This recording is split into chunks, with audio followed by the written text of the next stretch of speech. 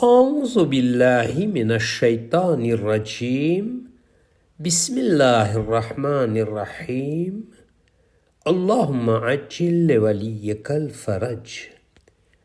हज़रत अमीरुल मोमिनीन अली इब्न अबी तालिब अलैहिस्सलाम नहजुल बलागानी અંદર હિકમત નંબર 237માં ઇરશાદ ફરમાવે છે કે અમુક લોકો અલ્લાહની ઇબાદત સવાબને માટે કરે છે અને આ ઇબાદત વેપારીઓની છે.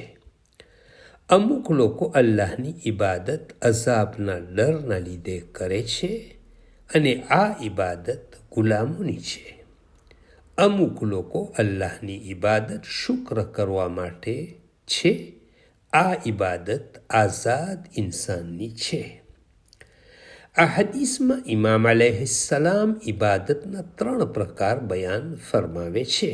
પહેલું, સવાબ જન્નતની લાલચમાં.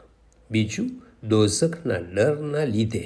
અને ત્રીજું, તો અમુક લોકો અલ્લાહના શુક્ર અને બંદગીના લીધે. આ ત્રણેય ઇબાદત કરનારાઓ છે, પરંતુ ત્રણેયમાં ફરક એ છે કે જે લોકો સવાબ અને જન્નતના શોખમાં ઇબાદત કરે છે તેઓ એ દરજ્જો પ્રાપ્ત નથી કર્યો જે હોવો જોઈએ, કેમ કે આ લોકો વેપારીઓની જેમ અલ્લાહની ઇબાદત કરે છે, એક વસ્તુ આપી અને બીજી વસ્તુને પ્રાપ્ત કરવી. બીજા પ્રકારની ઇબાદત કરનારા પણ એ દરજ્જાઓ પ્રાપ્ત નથી કર્યા જે હોવો જોઈએ, કેમ કે આ લોકો એક ગુલામ અને નોકરની જેમ ડરના લીધે અલ્લાહની ઇબાદત કરે છે, અને જો ઇબાદત નહીં કરશું તો અલ્લાહ દોઝખમાં નાખશે. ત્રીજા પ્રકારની ઇબાદતનો દરજ્જો સૌથી વધારે છે, કેમ કે જેવી રીતે ઇબાદત કરવી જોઈએ તે પ્રમાણે છે. આ લોકો અલ્લાહની મોહબ્બતમાં ઇબાદત કરે છે અને અલ્લાહની ઓળખાણ રાખી જેવી રીતે ઇબાદત કરવાનો હક છે તેવી રીતે ઇબાદત કરે છે.